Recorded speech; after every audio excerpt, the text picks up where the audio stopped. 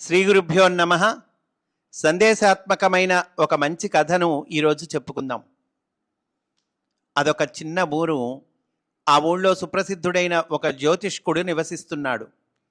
జాతకం నిశితంగా పరిశీలించి గణించి చూసి ఆయన చెప్పిన ఫలితం ఎన్నడూ తప్పు అయినట్లు ఎవరు కని విని ఎరుగరు.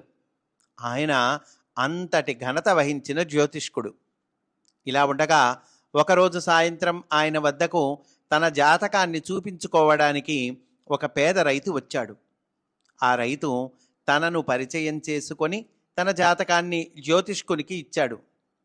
ఆ జాతకాన్ని క్షుణ్ణంగా గణించి చూసిన ఆ జ్యోతిష్కుడు కంగారు పడ్డాడు. ఆ కంగారుకు కారణం ఆ రైతుకు ఆ రాత్రి 8 గంటల సమయానికి సరిగ్గా ప్రాణాంతకమైన ఒక గొప్ప గండం ఉండటమే. ఆ జ్యోతిష్కుడు తన కంగారును కప్పిపుచ్చుకుంటూ రైతుతో సూటిగా ఏమీ చెప్పకుండా, అయ్యా, ఈరోజు నాకు ఒక ముఖ్యమైన పని ఉంది. ఏదో పనుల మధ్య దానిని గురించి మరచిపోయాను. మీ జాతకాన్ని నా వద్దే ఉంచండి. దయచేసి రేపు ఉదయం మీరు రాగలిగితే అప్పుడు నిశితంగా గణించి చెబుతాను అని చెప్పాడు. జ్యోతిష్కుడు చెప్పింది నిజమని నమ్మిన రైతు కృతజ్ఞతలు తెలిపి మర్నాడు వస్తానని చెప్పి వెళ్ళిపోయాడు. రైతు వెళ్ళిపోగానే జ్యోతిష్కుడు తన భార్యను పిలిచి ఆమెతో, ఇప్పుడు నన్ను చూడటానికి ఒక వ్యక్తి వచ్చాడే, అతడి ఆయుష్ నేటి రాత్రితో ముగియనుంది. ఆ విషయం అతడికి చెప్పకుండా రేపు వచ్చి చూడండి అని చెప్పి పంపించి వేశాను. అతడు ప్రాణంతో ఉంటేనే కదా రేపు నన్ను వచ్చి చూడగలడు అని చెప్పాడు. జ్యోతిష్కుని ఇంటి నుండి బయలుదేరిన రైతు సమీపంలో ఉన్న తన గ్రామానికి నడిచిపోతున్నాడు. దారిలోనే పొద్దుగూకి చీకట్లు మెల్లగా కమ్ముకోసాగాయి.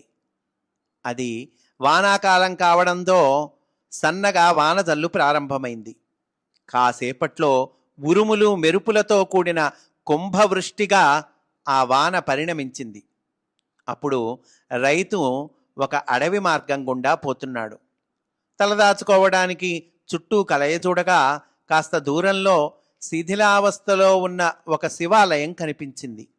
అంతే, ఒక్క పరుగున వెళ్ళి శివాలయం ముందున్న మండపంలో ఒదిగి నిలబడ్డాడు. మండపంలో నిలబడ్డ అతడు శిథిలావస్థమైన ఆలయ స్థితిని చూసి ఎంతో విచారపడ్డాడు.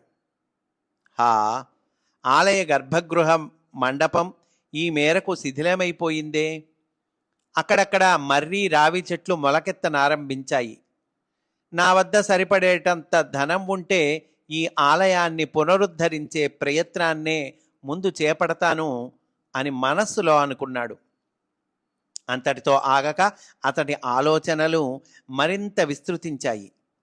ఆ శివాలయాన్ని పునరుద్ధరించినట్లు మానసికంగా భావించాడు.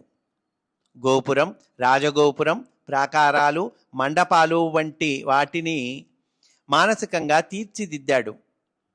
అంటే మనస్సులో చక్కగా దాన్ని పునరుద్ధరించటం అవన్నీ చేశాడండి. కుంభాభిషేకం శాస్త్రోక్తంగా వైభవంగా జరిపిస్తూ ఉన్నట్లు ఊహించుకున్నాడు.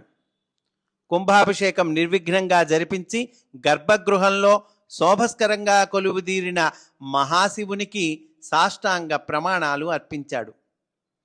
ఇంతటి మహోన్నత చింతనలలో మునిగి మైమరచిపోయిన ఆ రైతు తన నిలబడి ఉన్న మండపం పైకప్పు వంక యథాలాపంగా చూశాడు.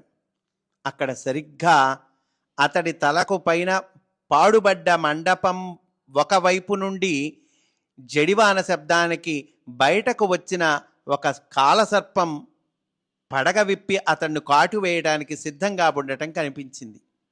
అది చూసి చూడగానే అయ్యయ్యో అంటూ రైతు బెంబేలెత్తుతూ మండపం వదలి బయటకు పరిగెత్తాడు. అదే సమయంలో వానతో మరింతగా శిథిలావస్థకు చేరిన మండపం దబ్బుమంటూ కూలి నేలమట్టమైపోయింది. అప్పుడు రాత్రి 8 గంటలు. వాన కూడా తర్వాత ఆగిపోయింది. బ్రతుకు జీవుడా అంటూ రైతు ఇల్లు చేరుకున్నాడు. మర్నాడు వెళ్ళి జ్యోతిష్కుణ్ణి కలుసుకున్నాడు. ఇతన్ని చూసి ఆ జ్యోతిష్కుడు అవాక్కయ్యాడు.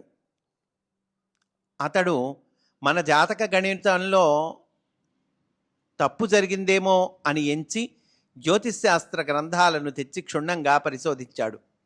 గణింపులో ఎక్కడా తప్పు జరగలేదు, అంతా సరిగ్గానే ఉంది. ఇటువంటి గండం నుండి తప్పించుకోవాలంటే ఆ వ్యక్తి ఒక శివాలయం నిర్మించి కుంభాభిషేకం చేసిన పుణ్యం గడించి ఉండాలి అని జ్యోతిష్శాస్త్రం వచిస్తోంది. పాపం పేద రైతుకు ఆలయం నిర్మించి కుంభాభిషేకం నిర్వహించగల స్తోమత ఎక్కడుంది అనుకుంటూ జ్యోతిష్శాస్త్రం తెలియజేస్తున్న అన్ని వివరాలను రైతుకు కుండ బద్దలు కొట్టినట్లు చెప్పాడు. అప్పుడు ఆ రైతు గత రాత్రి తనకు కలిగిన అనుభవాలను విపులంగా జ్యోతిష్కునితో చెప్పాడు. ఆ తర్వాత జ్యోతిష్కుడు రైతుకు ఇంకా చెప్పవలసిన జ్యోతిష్యాన్ని చెప్పి పంపించి వేశాడు. అంటే ఇక్కడ చాలా ఇంపార్టెంట్ పాయింట్ తెలుసుకోవాల్సింది ఏంటంటేనండి, ఇది దైవ కార్యం. ఈ దైవ కార్యం గురించిన భావన లేదా ఊహ అది కూడా ఏ విధంగా మారకం ఉన్న వ్యక్తులను గండం నుంచి గట్టెక్కిస్తుందో ఈ కథ ఇక్కడ చెబుతూ ఉందండి. అంటే భగవత్ సంబంధమైనటువంటి మంచి పని, దాని ఆలోచన కూడా, ఆ ఆలోచన చేసినా కూడా ఫలితం వస్తుందండి. అంటే ఏదైనా సరే ఒక మంచి పని చేయాలంటే ఊరికే ఆలోచిస్తే కుదరదు, ఆ పని చేస్తేనే ఫలితం వస్తుంది. ఇది నిజమే, కరెక్టే. మంచి పని నువ్వు చెయ్యాలి, పని చేస్తేనే కదా ఫలితం వచ్చేది. ఊరికే ఊహిస్తే రాదుగా. కానీ పని చేయాలంటే ముందు మన మనస్సులో ఊహ మెదలాలి కదండి. మనస్సులో ఆ ప్లాన్ మెదలాలిగా, ఆ సంకల్పము మనస్సులో రావాలిగా. అది వస్తేనేగా దాన్ని తర్వాత మనము కార్యరూపంలో పెట్టేది. కనుక ఇలా రావటం అనేటువంటిది మొదటి స్టెప్పు అనుకుంటే, ఆ మొదటి స్టెప్పు పూర్తి చేసినా కూడా దానికి సంబంధించిన ఫలితం వస్తుంది. అంటే సత్కర్మలు శుభకరమైన ఫలాలను వనగూర్చుతాయి అనడంలో ఎటువంటి సంశయం లేదు. అంతేకాదు సత్చింతనలు సైతము కూడా సత్ఫలితాలను వనగూర్చే శక్తిని సంతరించుకొని ఉంటాయి అని ఈ కథ ద్వారా మనకు తెలియవస్తోంది. స్వస్తి. వాసుదేవ.